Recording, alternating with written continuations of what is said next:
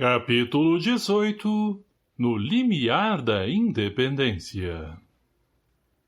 Novamente em Portugal, Dom João VI se deixa levar ao sabor das circunstâncias. Lisboa vivia, então, sob grande terror, devido aos julgamentos sumários que se haviam verificado contra todos os implicados no movimento que visava depor a ditadura de Beresford. Inúmeros fuzilamentos se executaram, sem que as sentenças de morte fossem bafejadas pela sanção régia, constituindo verdadeiros assassínios com os mais hediondos requintes de crueldade. O soberano, que trazia constantemente na memória a figura de Luís XVI rolada à guilhotina, sujeita-se a todas as imposições dos revolucionários. Jura a Constituição portuguesa, sem o assentimento da rainha Dona Carlota, que é exilada para a Quinta do Ramalhão, onde ficará com o filho Dom Miguel, urdindo novos planos inspirados pela sua desmesurada ambição. Os portugueses influentes consideram o perigo da independência brasileira, a mais preciosa gema que se engastara a coroa da Casa de Bragança estava prestes a desprender-se para sempre. Todas as providências contrárias à pretensão dos brasileiros são adotadas imediatamente. Um período agitado surge na política da época entre os polos antagônicos do absolutismo e da democracia. As cortes portuguesas, com 130 deputados, impunham a sua vontade despótica aos 72 deputados brasileiros, que assistiam, com verdadeiro heroísmo, ao desenvolvimento dos projetos de franca hostilidade à direção do príncipe regente do Brasil, que, aos poucos, se ia inflamando ao calor das ideias liberais. Aqueles poucos deputados apresentam um projeto criando na América um congresso independente das câmaras organizadas na Europa, projeto que é recebido pelos portugueses como um insulto à dignidade nacional. Declara um dos parlamentares que Dom Pedro deveria abandonar o Paço de São Cristóvão, onde respirava a peçonha da bajulação dos inimigos do regime, e voltar a Lisboa, a fim de aprimorar a sua educação em viagens pela Europa. As agitações se intensificam num crescendo espantoso. Alguns deputados brasileiros, como Araújo Lima e Antônio Carlos, agredidos pela população, se veem coagidos a emigrar para a Inglaterra. A caravana de Ismael desvela-se pelo cultivo das ideias liberais no coração da pátria e, por meio de processos indiretos, procura espalhar por todos os setores da terra do Cruzeiro as sementes da fraternidade e do amor. É então que a personalidade espiritual daquele que for o Tiradentes procura o mensageiro de Jesus, solicitando-lhe o conselho esclarecido quanto à solução do problema da independência. Anjo amigo, inquire ele, não será agora o instante decisivo para a nossa atuação? Por toda parte há uma exaltação patriótica nos ânimos.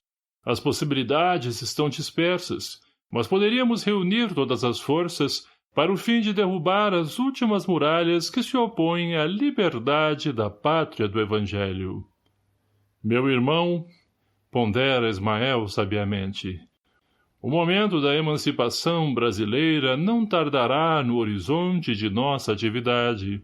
Todavia, precisamos articular todos os movimentos dentro da ordem construtiva, a fim de que não se percam as finalidades do nosso trabalho. O problema da liberdade é sempre uma questão delicada para todas as criaturas, porque todos os direitos adquiridos se fazem acompanhar de uma série de obrigações que lhes são correlatas. Cumpre considerar que toda elevação requer a plena consciência do dever a cumprir, daí a delicadeza da nossa missão, no sentido de repartir as responsabilidades. Precisamos difundir a educação individual e coletiva, dentro das nossas possibilidades, formando os espíritos antes das obras. No problema em causa, temos de aproveitar a autoridade de um príncipe do mundo para levar a efeito a separação das duas pátrias com o mínimo de lutas, sem manchar a nossa bandeira de redenção e de paz, com o pungente espetáculo das lutas fratricidas. Cerquemos o coração desse príncipe das claridades fraternas da nossa assistência espiritual. Povoemos as suas noites de sonhos de amor à liberdade, desenvolvendo-lhe no espírito as noções da solidariedade humana. Individualmente considerado, não representa ele o tipo ideal, necessário à realização dos nossos projetos. Voluntarioso e doente, não tem, para nós outros, um cérebro receptivo que facilite o nosso trabalho, mas ele encarna o princípio da autoridade e temos de mobilizar todos os elementos ao nosso alcance para evitar os desvarios criminosos de uma guerra civil. Trabalhemos mais um pouco junto ao seu coração irrequieto, procurando, simultaneamente, abrir caminho novo à educação geral. Em breves dias, poderemos concentrar as forças dispersas para a proclamação da independência e, após semelhante realização, enviaremos nosso apelo ao coração misericordioso de Jesus, implorando das suas bênçãos novo rumo para a nossa tarefa, a fim de que a liberdade, bem aproveitada e bem dirigida, não constitua elemento de destruição na pátria dos seus sublimes ensinamentos.